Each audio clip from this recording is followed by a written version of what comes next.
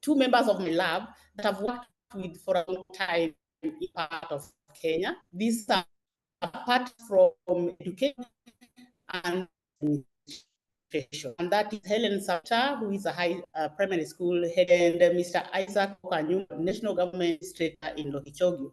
So just to tell you a little bit about these two people before I invite them to speak, they are here already.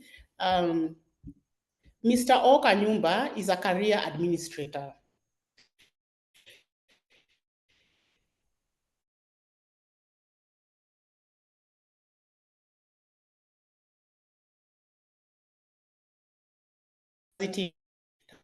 Right now, he's the sub-county commissioner, deputy sub-commissioner for the northernmost county in Kenya next to Sudan, a very arid area. So the key mandates of his office, he implements government policies, and one very important government policy in the northern part of Kenya is environmental regeneration, because that's the part is so much affected by climate change. There are a lot of droughts and a lot of floods, and all the trouble that comes when the climate is very unpredictable, food and like that. So that's one of his mandates. Right now, he's a very exciting program we met, and that's why he's working. He's a member of our lab, because he's rolling out a very exciting environmental regeneration program in the community that involves reforestation and character training for young people in the community. So that is, in short, who Mr. Nyumba is. He'll talk more when he starts. Helen Jebet is a professional teacher. He's a professional teacher. She's the head teacher of Emurkian ECD primary and junior school in Lokichogio. She's been a teacher for a long time. And our meeting point with Ellen, and the reason why she's a very value of our lab, is that she gives me, through her, I get access to the children that I work with.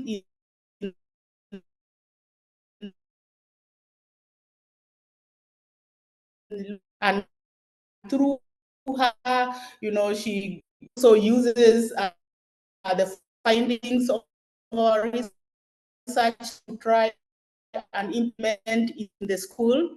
But there is something about her. She's a very ambitious person, because she's trying to make the school a model of environmental regeneration, doing something that is totally natural area, especially food crops for the children, something that is very non-traditional in herself. I won't take so much time talking about the two, but at this time, I'm going to share my screen so that I can share Mr. Nyumba's slides and he can talk through. So Mr. Nyumba, let me just start sharing your slides and talk through. Let me see.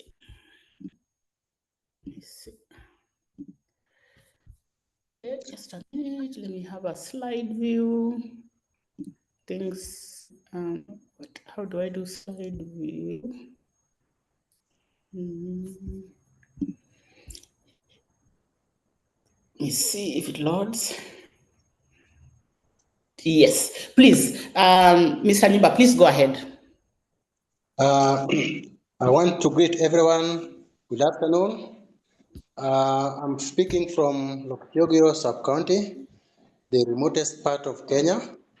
Currently, I have some slight network challenge, but I think I'll do my best. My name is Mr. Oko Anyumba, the County Commissioner, Lokichogio sub-county. I was posted in this region in 2021, but to my current station in 2023. When I reported to this sub-county, like any other arid area, like Samburu, Garissa, and some parts of the country, I realized that there was bare soil with scanty shrubs, with no trees. And therefore, this attracted my attention if I could do something different from the rest. And that is how I came about with a forestation program which could possibly change the lifestyle of this pastoral community. So So I came up with the idea of Operation Desert Green. And as I said earlier, that Turkana is arid and semi-arid area like Samburu, Garissa, Marsabit, and others that receive very little rainfall at times. And due to climatic change that arising from charcoal burning, the community depends on government relief food. And therefore, the lifestyle of this community is very hard and tough. Next slide, please. Okay, so sorry. The main actors on this program, one is the government of Kenya. I am a government employee, and it is a policy to influence and fight against climate change. Therefore, I took upon myself to do an extra mile to ensure that this policy succeeds. And the success of this policy depends on the government initiative. And that's why the government is the first main actor towards achieving this climatic mitigation. The second actor is the community which is most affected. Remember, their participation, next slide please, their participation in this project is very crucial, because if the community embraces this project, therefore it's gonna succeed. Without their support, therefore it becomes very difficult. Then I have also another actor, which are very crucial, teachers and school children. The main reason of targeting these teachers and school children is that they are very vibrant, and also we have most institutions which are, remember, this is a pastoral community. And if you don't have an institution which is fenced off against livestock, then forestation or tree planting becomes a problem. Then we have the last and very important actor, which is reformed warriors, popularly known as Nyongora. These are raiders who used to participate in cross-border livestock theft. And therefore, to change their lifestyle, I had to rope them in order to engage them to do something differently. We also have the experts as another main actor. These experts are forest officers and conservators who give technical advice on the nature of trees to be planted in this arid area, and also they give advice on how to dig holes, the required size and the depth. Next slide. Now we have several challenges that are affecting this project. One, we have floods. During rainy seasons, flash floods sweep away livestock and sometimes affect trees. The manyatas, which are makeshifts of the residents, are also swept away. And during that time, they have mental torture, and therefore it makes their work very difficult and miserable. Another challenge is the drought. From March to September, we have a severe drought and scarcity of water. People and animals travel long distances in search of water. Available water ponds and boreholes dry up. Controlled controlled irrigation or use of water becomes a problem. Malnutrition is another challenge, which is very severe, and also limited resources like water cans, jerry cans, water pipes, sprinklers, fans, and potting bags to start tree nurseries. In spite of all this, next slide, in spite of all this, we have success. The success that I can attribute to this project is that many homestays and institutions have embarked on drought-resistant and fruit trees planting, because you remember, fruit trees can provide multi-purposes. One, shade, at the same time act as wind breakups, and also act as food to this malnourished community. We also have another success is reduced over-dependency on relief food donation due to stipend to actively participate on tree planting. This is an initiative of the government in which a group of young people are given stipend to actively participate in climate work. Climate work has a component of forestation, like tree planting, and therefore this has made it very successful because it engages quite a good number of youth.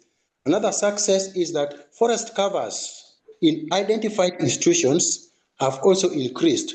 Remember, it is one of the government policy to increase forest covers. And therefore, if these institutions, the way I've said, we are participating very actively in tree planting, therefore the forest cover in these institutions are increasing. We also have reformed warriors who have also been engaged. Now, engagement of these reformed warriors have diverted their attention from cross-border cattle raids. And in fact, now we can now proudly say that this project to some extent, problem with the network. Can you hear me? Hello, can you hear me? Yeah, you're coming back. We can hear you. Yeah, you're back now. Hello. Hello. Yeah, you're okay. Can you hear me? Yes. I was on my second last point. Pam, can you Hello, can advance you hear the me? slide? Can you hear me? Okay, advance. No, that's it. Yeah, please go ahead and finish. You said you're on your second last point. Yes. Can you hear me? Yes, we can hear you. I was saying that one of the successes of the project is that forest covers have been increased in most of the institutions. And remember, it has been a government policy to increase the forest cover nationally. And therefore, this project is one of those that has really helped to improve on this. Then we have another success. Remember, this is a pastoral community which depends on cross-border livestock raids. That is across the borders of Tanzania, of Uganda and South Sudan. And therefore, if these reformed warriors have actually silenced the guns, they have put the guns aside and positively participate in this project. And this has been one of the most success because it has really helped this community to embark on alternative lifestyle. Thank you very much. Yeah, thank you very much for this. I don't know, Mr. Nyumba, you were telling me that you are going for a meeting, or can you stay with us for a while? I can take a few questions. Okay. Gina, Mr. Nyumba we pulled him from a meeting and he's going back into that meeting. So if anyone has one quick question that they can ask him, then before he can move on to the next meeting. Yes, please. If anyone has a question, please feel free to raise your hand or just jump in and ask the question. It's wonderful that you could join us at all. Thank you so much for your presentation.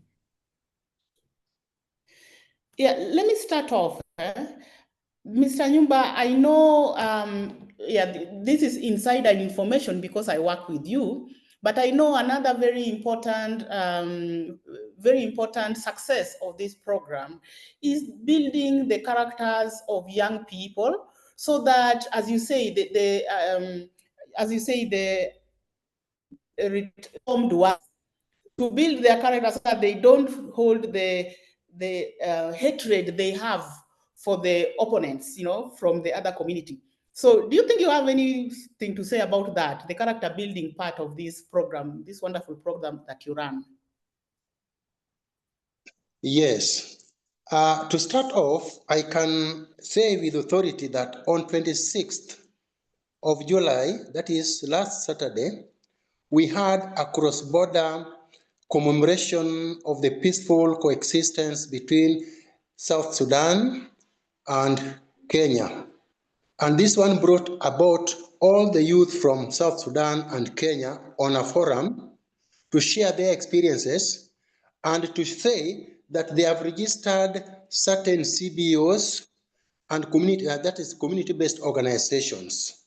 These CBOs are registered, and once a CBO is registered with membership and their IDs and their contacts, that means their character and behavioral pattern has tremendously changed towards communal participation in every activities that affect their lives. So I can say with authority that character change in these reformed warriors has been a tremendous achievement in Turkana society. Thank you. Thanks. Any question? Anything else? Thank you so very much for this informative presentation. I'm wiring in or dialing in from the US on the south side of Chicago currently. And I'm curious to know, what additional resources does your program need in order to be able to continue this powerful work that combines both environmental restoration and peace building, as you just shared, which is phenomenal. Thank you. Thank you very much. As I said earlier, that this is a pastoral community and their lives depends on keeping of goats, sheep, and cows.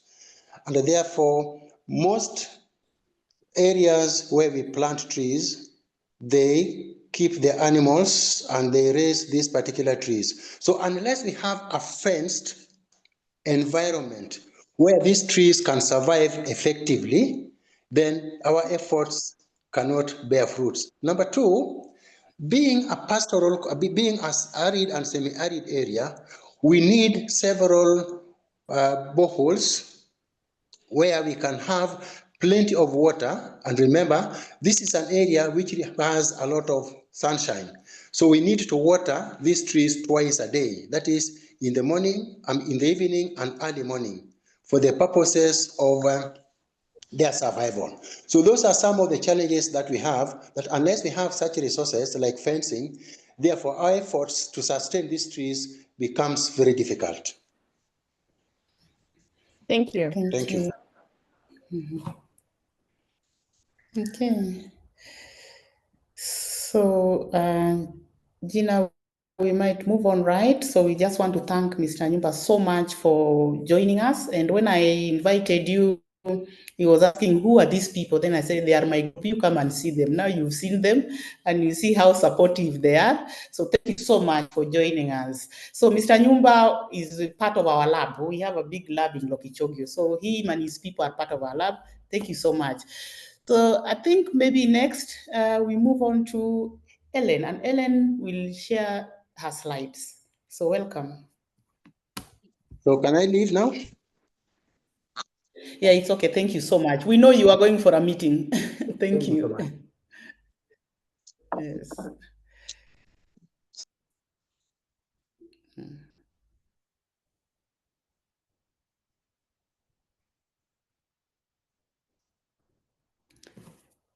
Oh, I hope the network has not thrown out Helen. I saw Helen with our big team there. All the research assistants are there. You know, my big team is there with Ellen. Ellen, are you still here? Yes, John is here. Let's see. Patrick is here. Who else? John, are you with Ellen in the same place? Oh, Ellen is here. I think I can start, Ellen.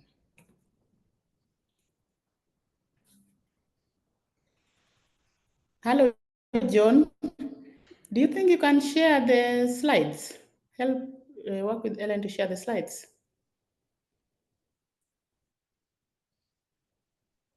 Oh, I think there must be. Now, these are our realities. Oh, Hello. Hello, Pam. Yeah. Yes. You might need to put off one of the devices so that we use one. Sure, that's okay. That's not. Okay. Let me project. Let me share, then she presents. Okay, thanks. Okay, thanks.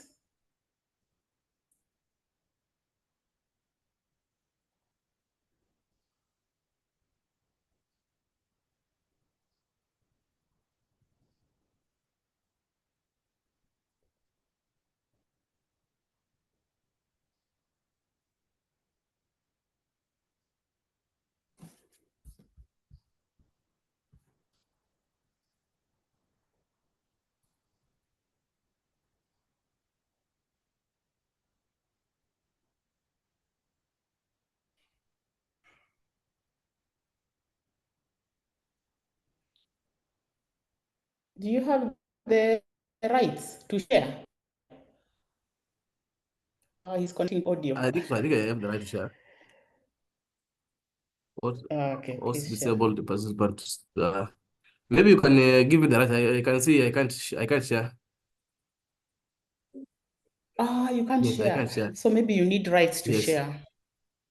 Okay. I just changed it, so hopefully you can share now. And I can share now. Huh? I think so. yes, it's changed. Yeah. Not yet. Not yet. Let me try again. Host disabled participant screen sharing.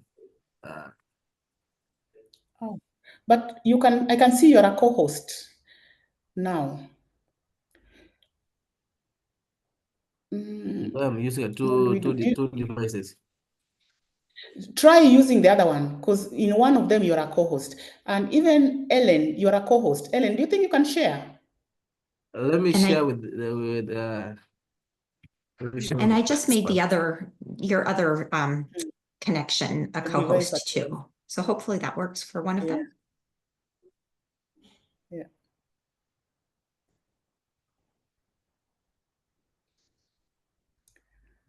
It should be working.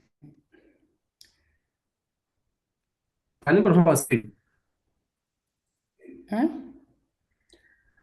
All of you are joining. Do you have I think you have a problem with the Internet. network. But you're a co-host now. Just try sharing.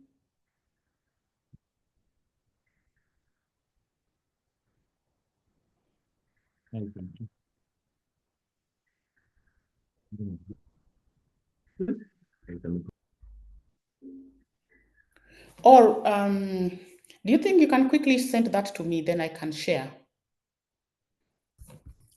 I think, Bam, you have the original name. I have it. Okay, Let let me share. Let me look for it. You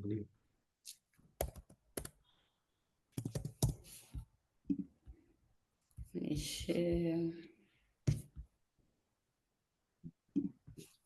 Can someone confirm my screen? Can someone confirm my screen? Yeah, That looks good. We can see it now. We can You can see see, it. yes, you can see a name like it. Okay, maybe you can Okay. use that one. Okay, good. Excellent.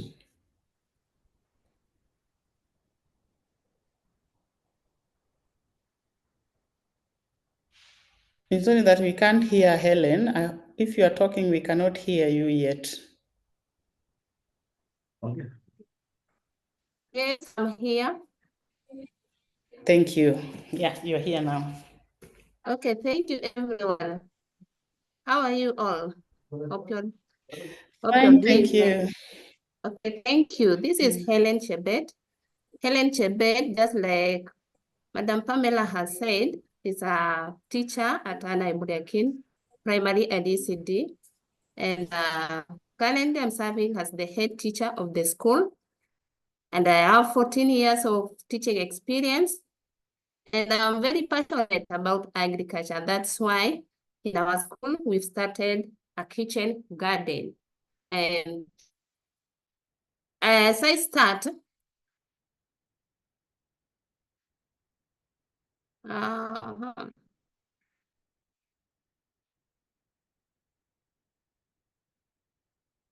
something is not doing well here. Let's go. It's not, I stop. No, it's not moving. The slides are not moving, or what? Yeah, the slides is not moving.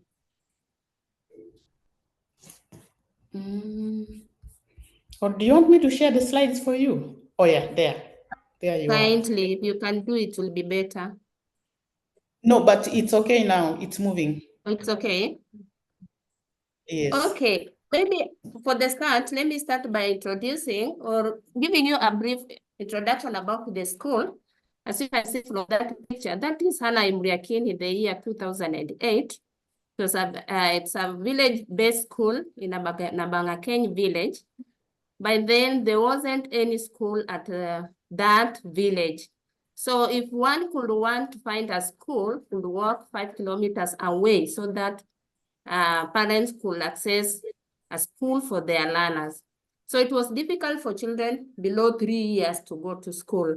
And this prompted the community now to look for a solution to their problem. That's why they started this school under that tree. And that school now is a school in a way that if we compare the way these children are in that under the tree and the way they are now, it's something different.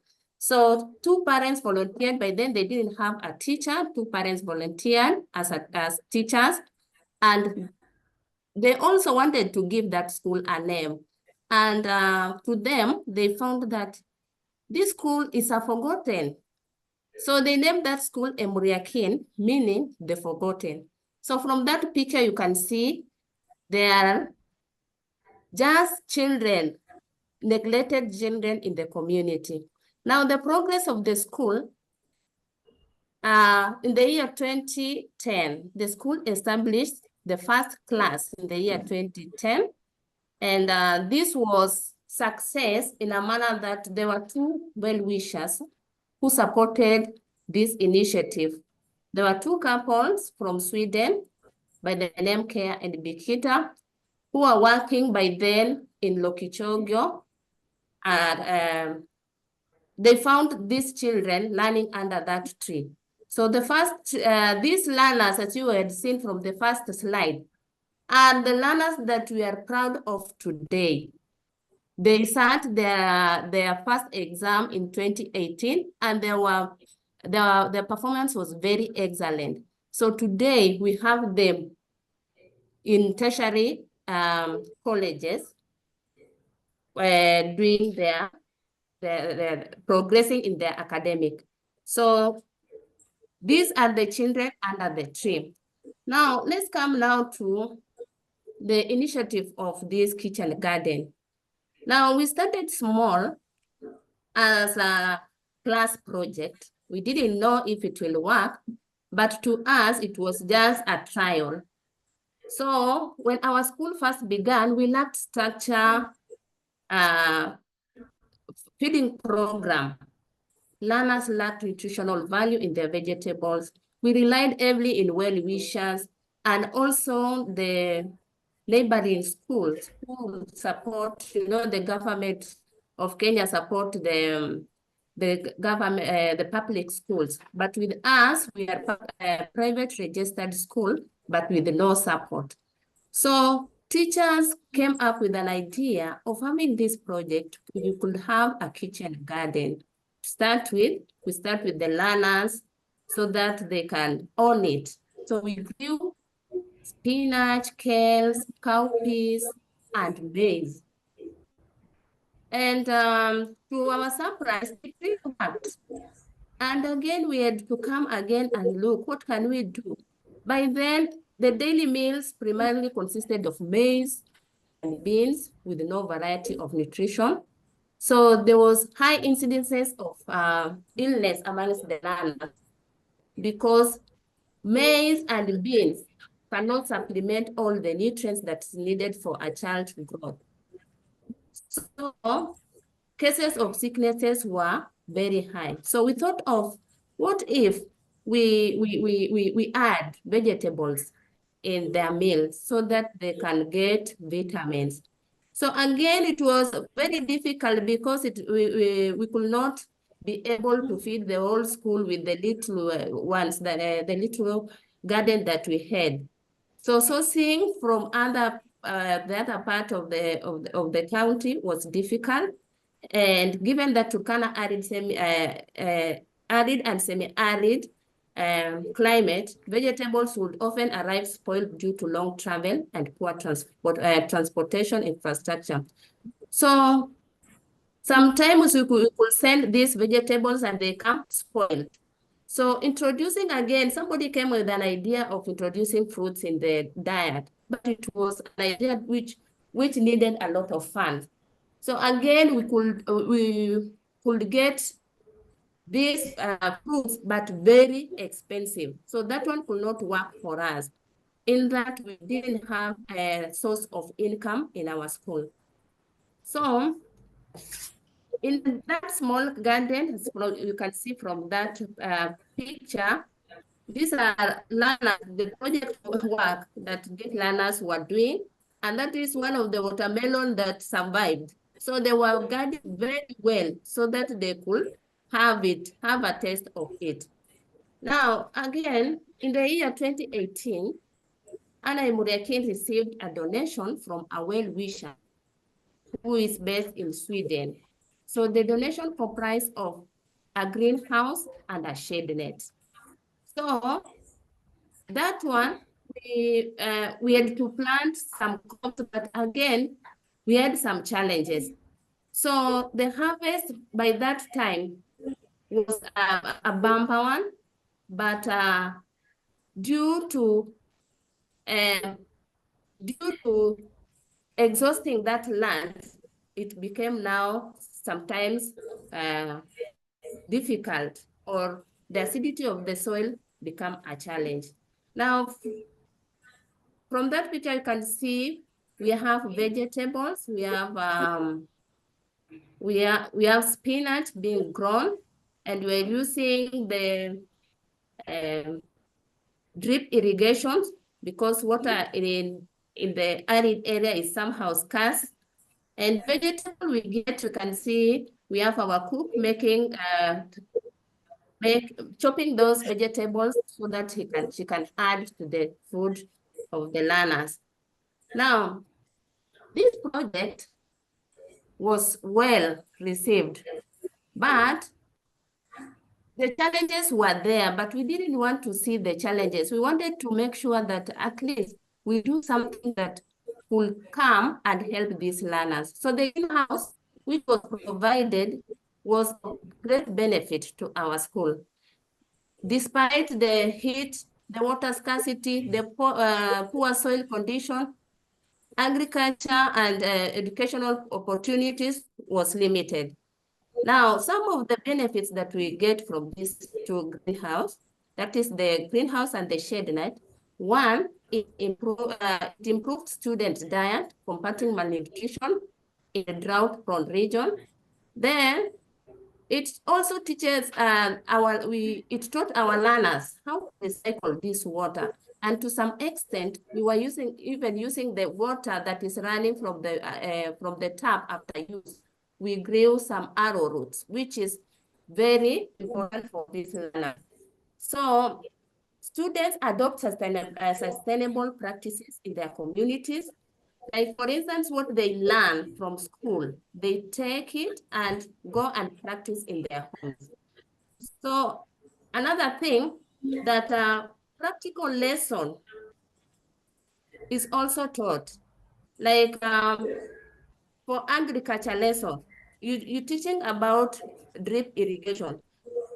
Long time ago, you were teaching, when you teach a learner about drip irrigation in Turkana, it is like something which they've not had. And again, it is like it is like a story they're hearing. But practically now with the greenhouse, they do it practically. So the school grew fresh vegetables, as you've seen from the picture. We have tomatoes. The first harvest was very well. Green grams, kale, spinach, and even to outside, in the outside greenhouse, we also plant other vegetables, and they are used. They use them instead of buying.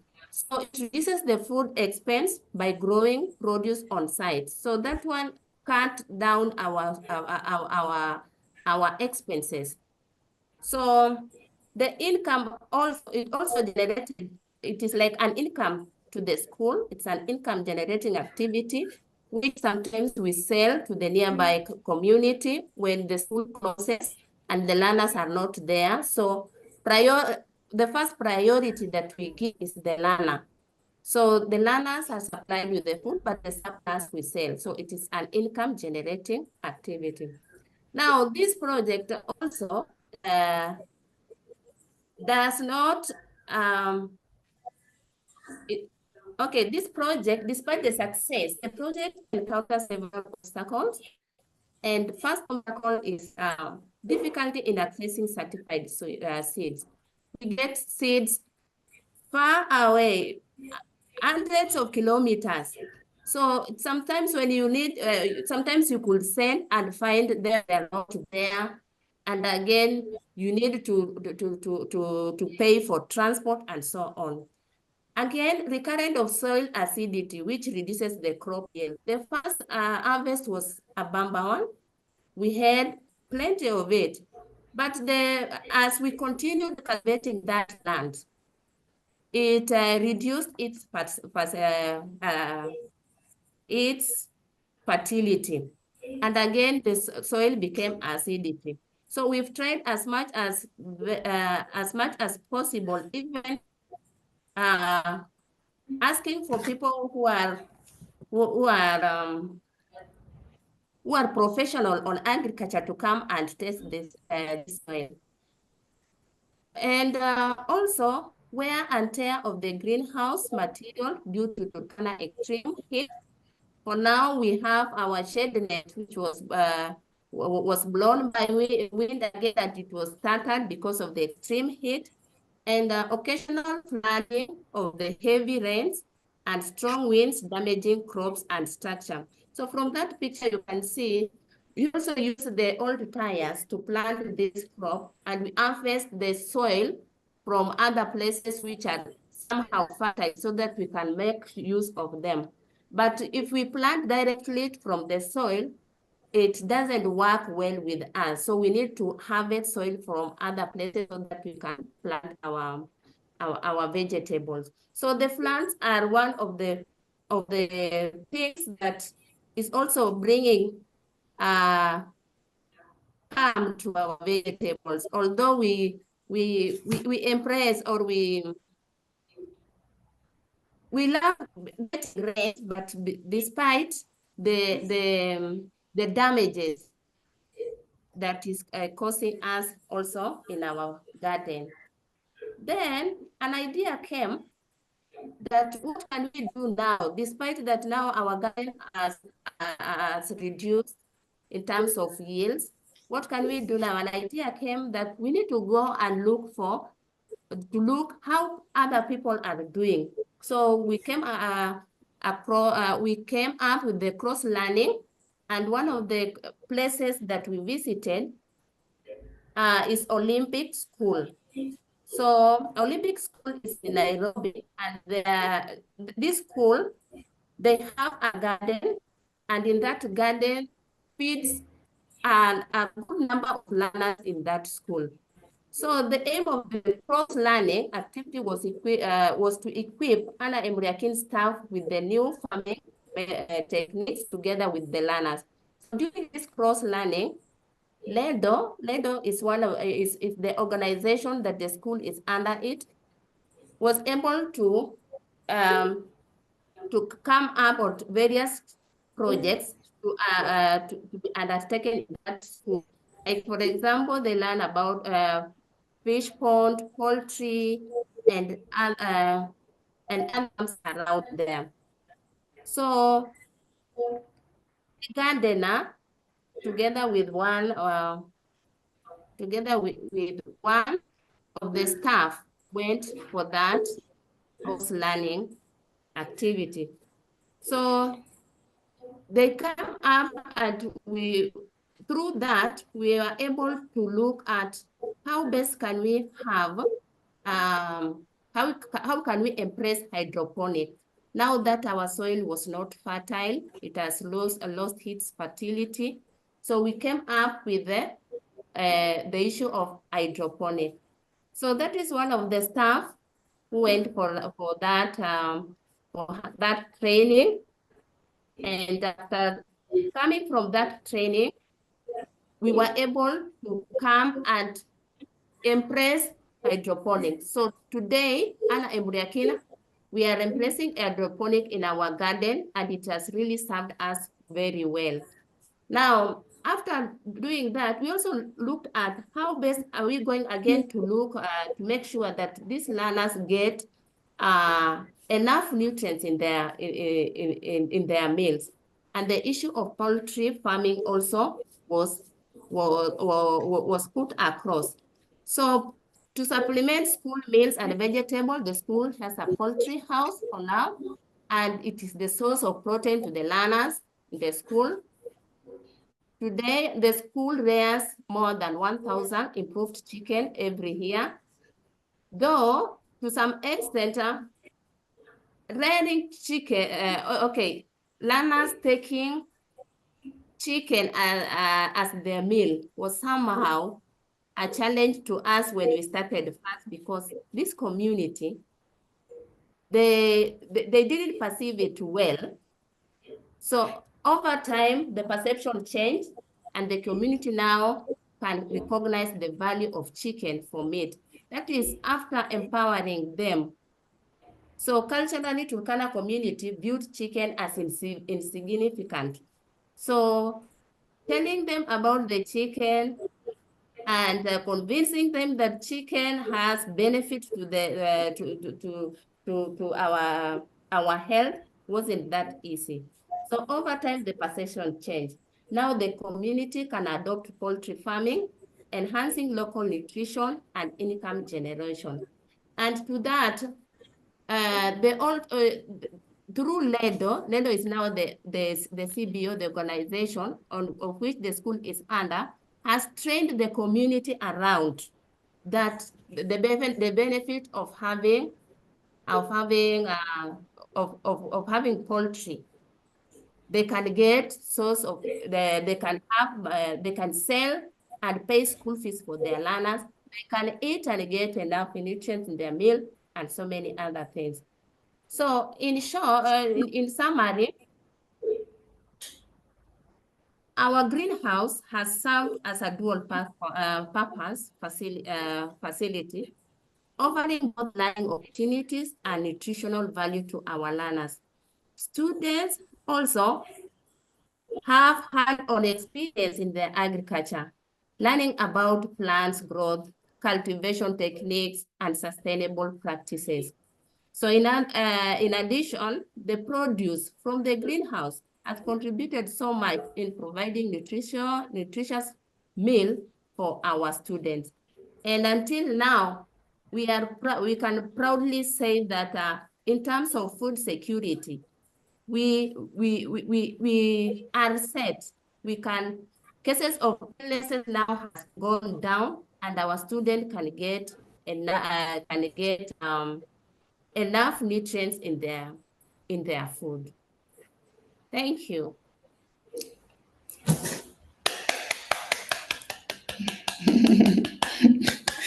Thank you very much. Thank you very much, Helen, for this. So let me hand over to Gina again. Thanks.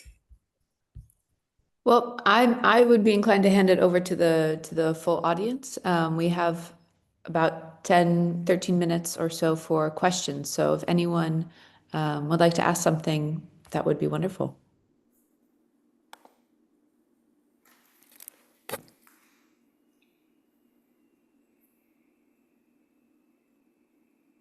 Please, Anne. I think this is an excellent project, Pam, providing so many benefits. Congratulations to you and your partners in this. I would certainly love to donate, and perhaps others would as well. Can you let us know how we might do that, how we might be helpful to this community I mean, it sounds like it's fairly self-sustaining, but are there aspects that could use additional contribution?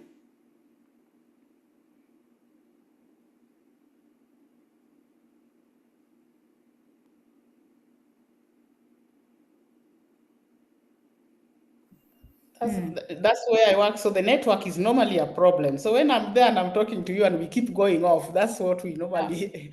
But Helen, are you online? Can you hear us? I could hear you. The network was somehow a problem to us. So yeah, did you get Anna's comment? She was No, saying that this is I got it partly. Maybe she can repeat. Oh, Sure.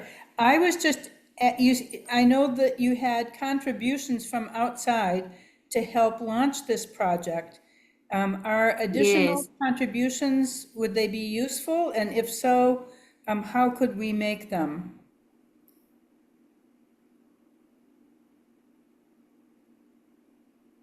I didn't get you well. Oh, she said that she knows you've had support from other people, but she was wondering if she could make any additional contribution. I know you talked about the weather being very harsh on your greenhouses, and when it's Yes. hot, the greenhouse gets torn, and when the drought comes, it sweeps away your seeds, and you've got to get seeds from Yes. Kitale, which is 400 kilometers away. So Anne is just wondering if she has a small donation, where would you take the donation to? That's what she was asking. Yeah, the donation will be for the school. Yeah, because okay, maybe I can say maybe half, I can say half of our learners are from very vulnerable families. And they only rely in the school even for their meals. So the donation will be helpful for us in providing this meal for them. Yeah. Because I know, Helen, if I might just add, because you and I, we've worked for many years there. Yeah. I know your students come from the community and they are vulnerable. And where they get the food is only in the school. The way we were discussing the Yes. last time. So that they Yeah. can't even go home for holidays because then they'll fall out of food completely. So even if it's during the holidays, the school has to keep on cooking because the children will still have to come to school and eat before they can go home. And if they've got to go home for a weekend, you've got to give them a food package to carry home. Otherwise, they won't have food for the whole weekend. So that's the situation of the school. So any donation will always go to It will always go to the priority areas like.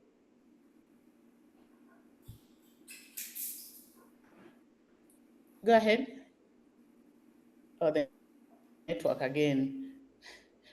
Yeah, because I'm sorry, let me do this because we've talked about this before. So any donation that you give will always go to the priority areas, like getting things like salt, cooking fat, things that now they cannot source themselves from their project, But and also just giving this package that the children, if they have to go home, they have to go home with a food package. Otherwise, many times they go home and there is completely nothing to eat, and you don't want that to be happening to your students. Sorry to interject here. I've also turned off my camera in case that helps with connection, but I saw there was a comment in the chat that could help. I don't know if that makes a difference, but I just wanted to explain that's why I keep going in and out with my camera. But I think Anne's question was also, how can we help? So if we want to make a financial donation, it sounds like it would certainly go to very important purposes. Is there a way that we can conveniently make a contribution? Do you have information about how to make a donation? Yes, in particular, where would it go? Do you have It an will go- organization, Pam, or we have the school account. a school account? Okay.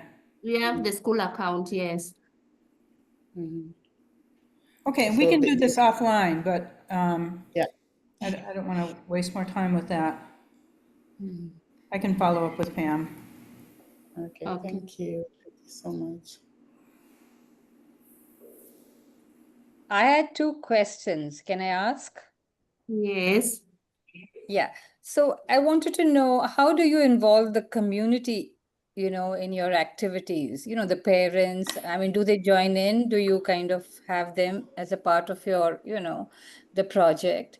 And do you do water harvesting also? Yeah, the first question, number one, yeah, we work very well with the community in that, you know, in this pastoralist community, children, some of the parents don't take the children to the school. So we usually use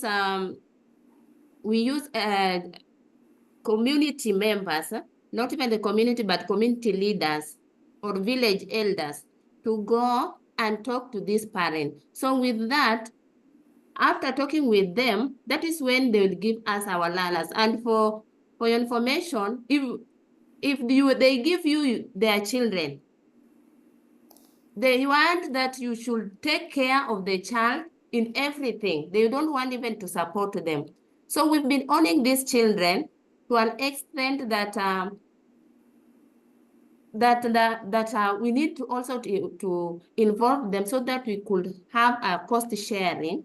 Like, for example, having parents coming on board and helping helping the school in terms of even work. If there's work in the school, they come and help the school.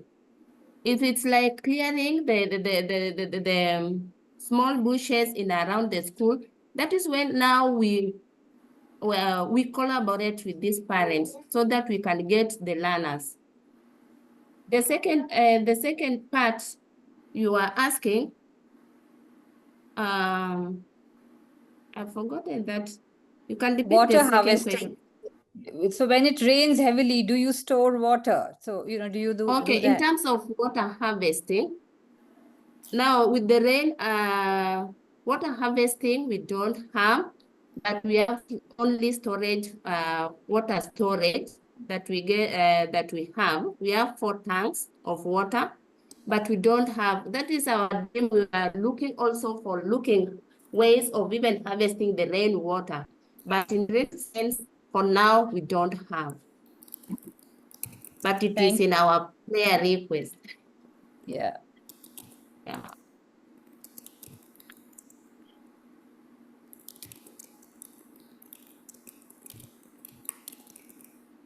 Do we have any more questions? I see we just have 5 more minutes left in this meeting.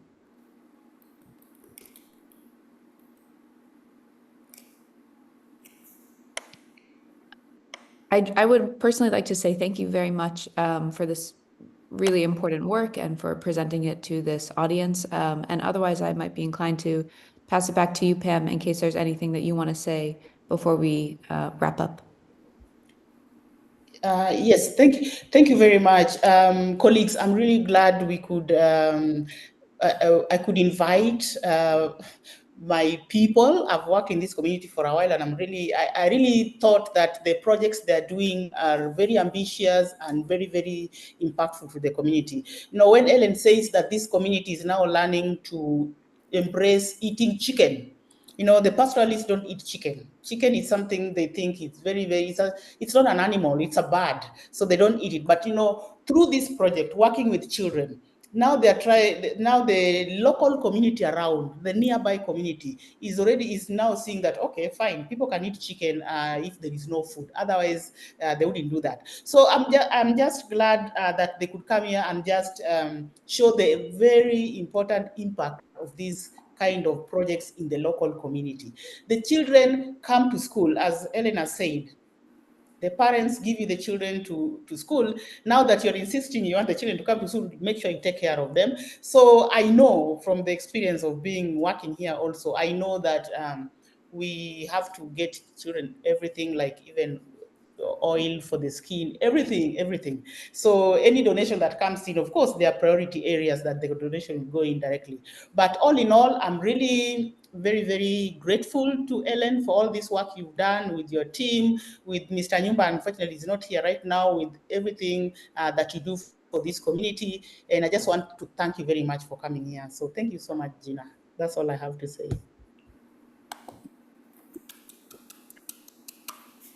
Thank you all. Really glad we could have this presentation, this collection of presentations, and hopefully we can share a recording with everyone in the DevSCA community so they also get a chance to learn about this work. Hi, everyone. I just want to say hi, Gina, Anne. I can see Anne, Mementa, and many other people. Velma, how is everyone? Pam and everyone else? I'm sorry I came late because I was traveling, but all the same, I know I'm going to catch up. There was recording. So thank you very much, colleagues. Thank you. Great you could be here. All right. Until our next meeting. Bye, everyone. Bye. Bye. Thanks a lot. Thank you.